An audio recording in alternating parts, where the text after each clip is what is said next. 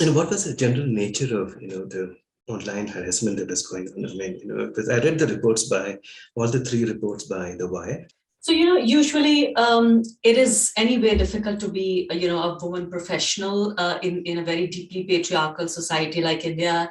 And, it's kind of surprising that the few of the truth tellers in India, I would say, people who are in the first lane, who are the truth tellers are women. So incidentally, it's kind of paradoxical that India is a patriarchal society and we have this whole politics of Hindu supremacy, which is not just anti-minority, anti-backward, but also anti-women.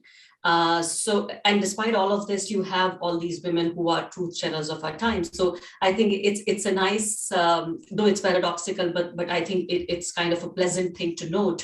But at the same time, there are pitfalls and disadvantages of being a woman in public life. I wouldn't just say journalists more so, because you are directly commenting on the politics and policies of a government which doesn't like to be questioned, which, a leader who has been kind of elevated to a level and stature of, almost like a demigod, that he should not be questioned. And because in general, the media environment is such that there are only mostly the pliant, media, a very subordinated media that does not like to question. So only very few people who are still asking questions, they are being portrayed as some kind of enemies of the people, enemies of the government. And incidentally, if you are a woman journalist who also come from an unpopular religious identity, then you are also branded as someone who is not just anti-Modi, anti-India, but also anti-Hindu.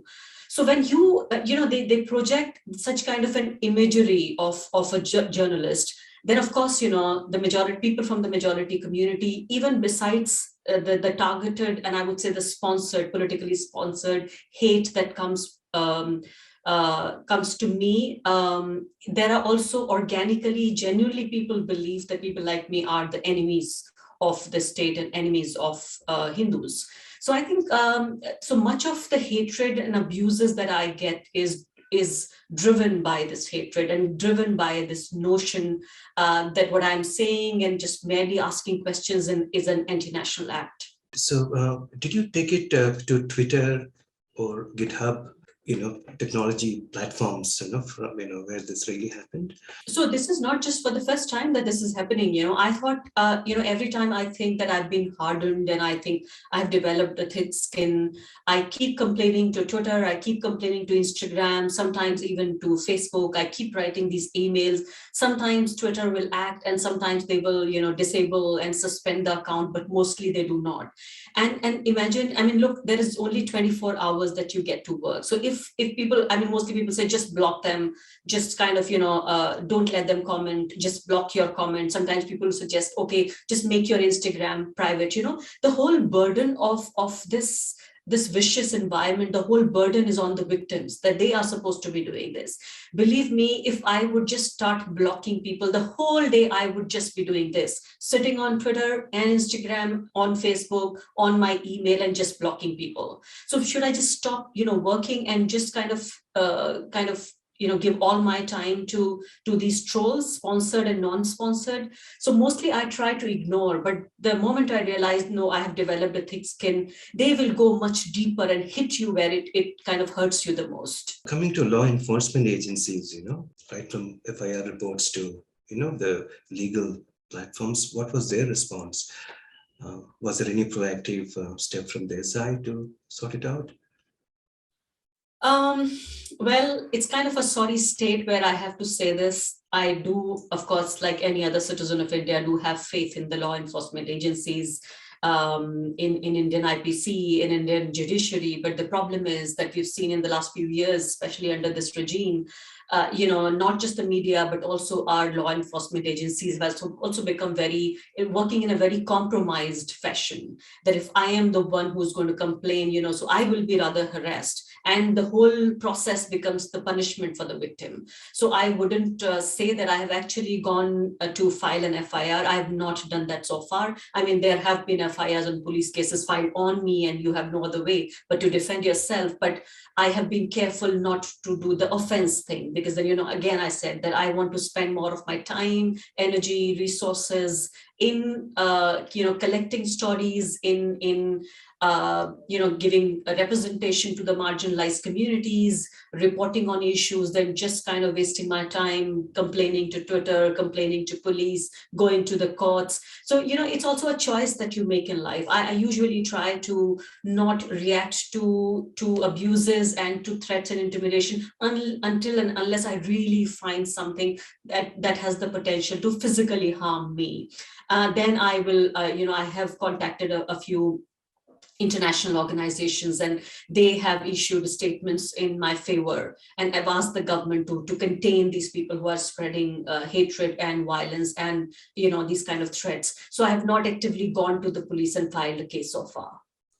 Now, given the fact that the existence of TechFog was revealed by a former unhappy employee of BJP IT cell, was there any response from the BJP IT cell or the party itself, spokesperson? Not that I haven't seen that. I mean, not that publicly they haven't spoken about it. Only what I know of is the app, the company that it belongs to. They have said that we have no involvement in this. Just one line kind of clarification, and beyond that, we are yet to hear from them. So, and I don't think, and I don't. I mean, we only heard Smriti Irani giving an interview, the minister, saying that irrespective of religion and irrespective of politics, political beliefs, it is social media has become a difficult place. I think something to the effect she said has become like a difficult place for women. And she's saying irrespective of religion and politics. That's very surprising, because this hatred thing you saw in Bullibai case, that the hate is completely targeted. It is targeted on women of a particular community. It is targeted on journalists, particularly asking questions of the government. And that is why you do not see other names. There are other, dozens of other women journalists, but I mean, people who are targeting, they know who do they want to target. So it is not that it's agnostic. The threats and abuses, they know their target, they know the identity and the work of their targets very well. This is slightly technology related. GitHub, incidentally, is the parent company is Microsoft. Yeah, so Microsoft has very strict regulations. It's a highly proprietary company with their software products, and GitHub is a platform where people come, learn, share, co-build. So what happened on GitHub, basically seeding this kind of software there is completely unethical, when it comes to their policies. That's on one side. And in the Wire report, it pointed to an extensive use of AI-based technologies. That's how they're able to generate this highly automated tweets, finding patterns and all that. Now, do you think that, it's time for our country or this part of Asia to really think of a more ethical use of AI? Because European Union is coming up with a regulation now, like we have in genetics, there is to what extent you can use cloning and stuff. So what's your view on that? I think as somebody who believes in democratization of the news industry, democratization of information, I was happy that, and I was thinking, I'm one of those people who thought maybe, new technology would democratize, would open up these spaces and would actually give opportunities to people who have not traditionally have had the power of speaking, who had the mic with themselves. And, these spaces were just open for anybody to open an account and start speaking. But incidentally, what has happened is that with AI and with the social media and with this whole new technology, what the governments are doing is that they are consolidating power with the help of technologies. And that is very scary, because they have now turned this whole AI thing into a weapon that they will use against their political adversaries. So it is a scary situation that a citizen, a helpless, I would say, not even helpless, but I would say, I don't have the state power with me. I am just one of the ordinary citizens who's trying to just do, her job dutifully and honestly. So I'm saying that it is a scary situation, that how everything about us, even this automated hate thing, and even with the bully by thing, even with the tech fog thing, you know, they are coming for you. They are identifying those people who are speaking out. They are identifying those people who are saying things that politically does not suit them. So it is a scary situation, not just for people like me who are already out there in public life,